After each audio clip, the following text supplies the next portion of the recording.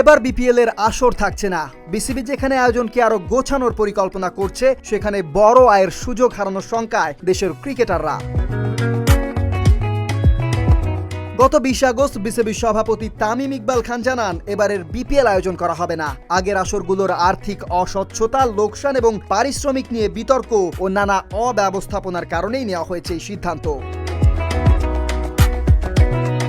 তবে প্রশ্ন হলো, বিপিএল না হলে যেসব ক্রিকেটাররা মূলত ঘরোয়া ক্রিকেটে আয়ের উপর নির্ভরশীল, তাদের কি হবে?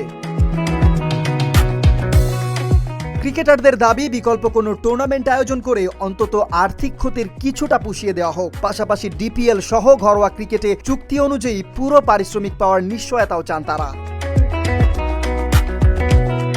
কোয়াপ সভাপতি মোহাম্মদ মিঠুনও বলছেন, প্রতি বছর বিতর্কিতভাবে বিপিএল আয়োজনের চেয়ে 1 বছর বিরতি নিয়ে টুর্নামেন্টকে গোছানো ভালো। তবে সেই সময়ে ক্রিকেটারদের আর্থিক নিরাপত্তার বিষয়টিও অবশ্যই বিবেচনায় নিতে হবে।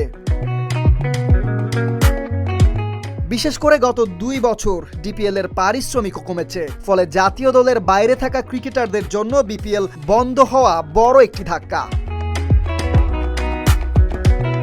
ক্রিকেটারদের প্রত্যাশা একটাই, বিপিএল হোক আরো সংগঠিত, আর ক্রিকেটারদের আয়ের পথও যেন বন্ধ না হয়। Desk report, Dhaka post.